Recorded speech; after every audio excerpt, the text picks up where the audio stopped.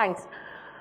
Let's have a look at this lady with a bald shaven head and a smiling beautiful face. If I were to tell you that she is on her spiritual journey or a religious journey, and since you all are from Andhra Pradesh, all of you all know about it, and she has offered her hair as a mark of her faith to the divine gods. So what would be the general reactions? Will there be fear or anxiety? No. You all might admire her, you all might probably like her, you all might say, okay, cool, or you all might just be in a neutral reaction just because she had offered her hair to the god. Now if I were to tell you, what would be your reaction if I told you that her baldness is because she's a cancer patient, and as a side effect of one of the treatment called chemotherapy, she had lost her hair. Now the general reaction changes. There is awkward silence, there is stress, there is fear, and all possible reactions what cancer has been bringing from time immemorial. So what does she do? To avoid the stigma and to hide or prevent herself from getting hurt from what people might say or her own self-image, the baldness gets covered with a wig or a scarf, and the cancer, as always, is hushed. This was a photo taken 18 years back when I had my adventure with breast cancer. And here I stand in front of you 18 years later. I did not wear a wig, I did not wear a scarf, and I spoke very loudly to everybody that yes, I had cancer or I have cancer that time. Like many of you, I too come from a middle class family, born to a Maheshwari Marwadi father, a professor and a civil engineer, and a mother who is a Gujarati, a homemaker and an artist. Conventional yet adoring, I was allowed to move on my journey despite their reservations. Luckily, I was good in studies, so I could indulge myself into loads of sports activities because I was very highly energetic, and this brought a lot of accolades at home. But it also brought a label, tomboy, just because I didn't fit into the typical girl next door image, and I'm talking about 1970s, 60s. The title doctor came after I became a dental surgeon, and then I embarked on a totally different path, which was not taken by the women in the late 80s. And that was the olive greens, the maroon beret, and the wings. I was told that I became the first lady from the Maheshwari Marwadi and Gujarati community to join the Indian Army.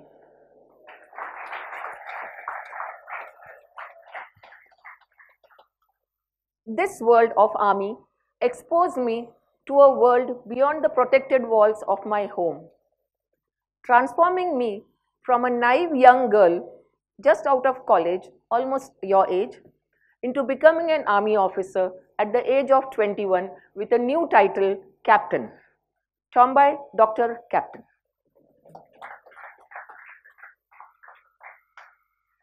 My army postings took me to states and places which till then I had only seen in my school geography books.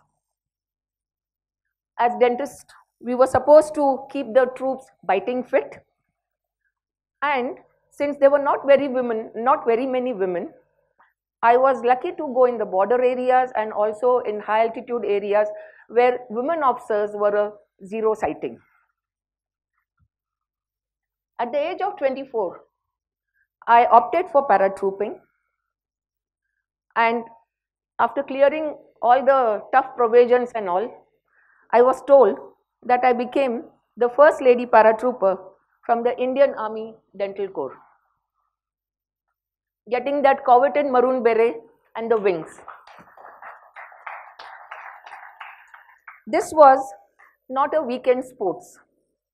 This training was pure ragdabaji.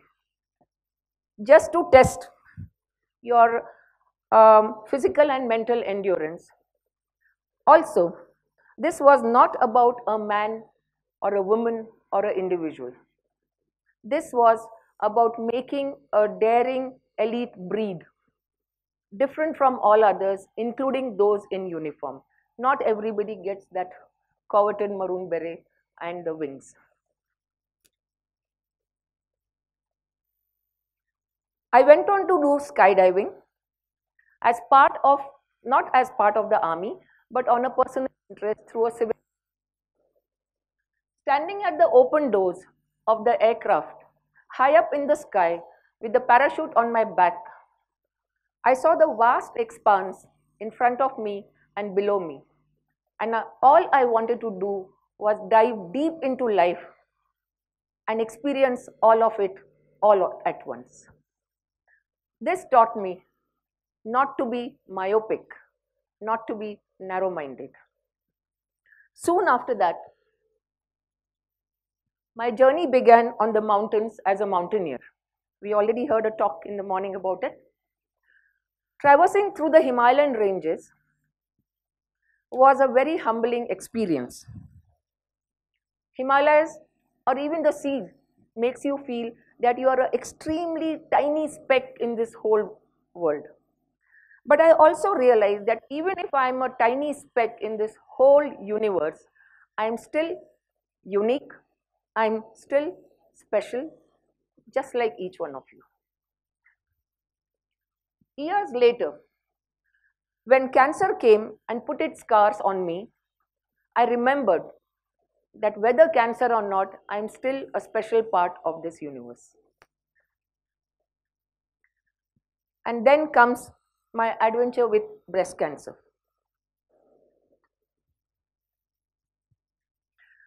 Breast cancer was an adventure, but with a difference. I had not volunteered for it, and I was not the first to travel this journey. Millions have traveled before me, and millions were traveling along with me on the global platform. Right from the first benign symptom to the ominous symptom which came later, I sort of was mentally prepared for the worst. So when the diagnosis of cancer got confirmed, it did not come as a big jolt. A few drops of tears, that's all. Armored with my doctors, I recruited my family and my then 8-year-old daughter, Tista Joseph, to be my support system. She was a brave little warrior too. She asked me one question, "Mom, are you going to die of cancer?" And I don't know for what reason, I said, "Someday I'm going to die, but not with this cancer."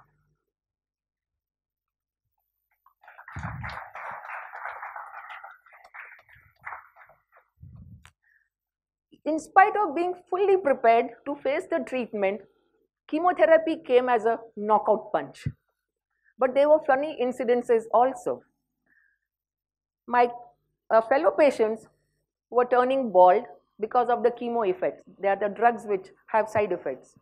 And here, in spite of finishing my second chemo cycle, my crowning glory was intact. And we always associate hair loss, or we always associate chemotherapy with hair loss. I was supposed to be knowledgeable, but there fat ho gaya tha pura. So when I didn't see my hair falling, I got worried. And it was only, I even pestered my doctor, "Your drugs are not working. The company is bad. Give me some other drugs. There's something wrong with these drugs. My hair are not falling." And he said, "Nothing like that. It's not necessary it will fall," but I could not sort of be at rest. And only when at the end of my third chemo cycle, when I saw a bunch of my hair on the pillow, I laughed loudly, really loudly, like a Tarzan yell, in relief. Oh, the drugs are working. And all the nurses around really got astonished because they have never seen a person laughing at the hair fall because of chemotherapy. The aftermath of the war. Like everyone else, I was thrilled when 2 years later my doctors told me that I am disease free. But there was something which was troubling me, something which was making me restless. I realized that in spite of being in the 21st century, we still have in our country almost 60 to 70% of overall cancer cases coming in advanced stages. And I wanted to do something about it, but I couldn't find an answer. Gradually, I started taking drives into country subpart during my daughter's vacation. And in one such drive, I got my answer. I found a simple solution to tide over some of the challenges of this disease or getting cancer under control. Now here I am from tomboy with so much of experiences, like these are all unique experiences. A tomboy, a sports person, an army officer, an adventurer, a nomad, and now a cancer warrior. And that became the genesis of Project Highways in 2006. Along with my 14-year-old daughter, who was in 9th standard ICSC, we conceived and pioneered Project Highways, a unique mother-daughter expedition blending adventure sports drive with cancer awareness mission across the country. And you can imagine the horror of my family when I told them Tista is coming with me. And the journey was a long journey, not 15 days and all. She was with me for 4.5 months. The adventure angle was to drive solo to the 4 tips of India, cutting across all the highest motorable roads in the country, including Khardungla, which is the highest motorable road in the whole world, and it's very treacherous road. And the drives took me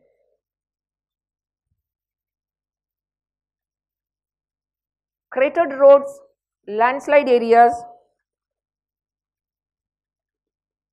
shallow rivers, snow mountains, socially unrest areas, and even this Brahmaputra river I had to cross on those planks, और वहाँ मेरी फट गई.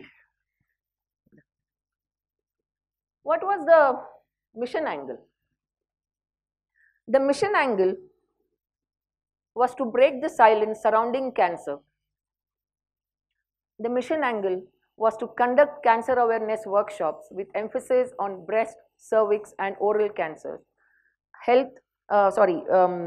hygiene, tobacco-related issues, and lifestyle-related issues. Literacy and language barrier. That is the biggest problem in our country if you really want to reach out everywhere. I ensured that there was no medical jargon, there were no didactic talks. We made simple, people-friendly, loaded with visuals information on a complex subject like cancer. Our aim was not to tick mark how many workshops we did. Our aim was people should understand whether they are literate or not, whether they are rich or poor, whatever they are, they should understand the basics of cancer, so that in a long run, in case they have to get cancer or anything related or some alerting signs, they should make an attempt to go to the doctor. Early detection plays a major role in winning the war with cancer. 30,220 kilometers in 177 days was a record, along with 140 cancer awareness workshops conducted in 23 states and 2 union territories. Nobody had done this before.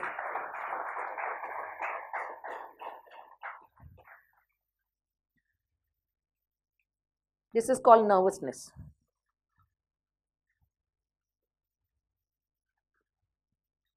Now the impact was beyond my expectations. It unfurled many more ground realities and even many more feasibilities to tackle the challenge regarding cancer. Soon, Project Highways got converted into Highways Infinite a public trust, with the same mission, with the same punchline, like borderless drive to empower people and impact lives before, through, and beyond cancer. Our goals expanded. Now it became bridging people, what it was before, and patients and caregivers from remote rural to urban areas, from remote rural and urban areas to resources, knowledge, and expertise. Next came a trek to Siachen Glacier, and I think now all of you all know what is Siachen Glacier. It's the world's highest and toughest battlefield in the world. To celebrate my 12th year post-cancer. This was a personal journey, but that journey came into media and then it probably inspired loads of people. Even there, I didn't miss a chance. My laptop always goes with me. Even today, I have my laptop. If you tell me, do a cancer awareness workshop, I will do it right now. So we had a workshop there in between the trainings for the troops there. Raid the Himalayas, which is the world's highest and India's toughest motorsport rally, is something I did in 2012. These are my personal journeys, but if it has some impact on others, I'm very happy about it. Today, as I look back, yes, cancer came, put some scars on my personal as well as my physical aspect front. But that same cancer expanded my world and connected me to beautiful people like you. After all, highways is not about just taking odds. It's about experiencing every situation, what comes your way, my way, our ways, from a different point of view. Not necessarily my point of view. It's about taking challenges, negotiating and maneuvering every turn and twist, exploring one's own strength on this roller coaster drive, taking charge of your steering, and just go. Don't be in these four walls. Books shaped my academics, but outdoors made me the person who is standing in front of you. You and me still have miles to go under the blue skies. Thank you.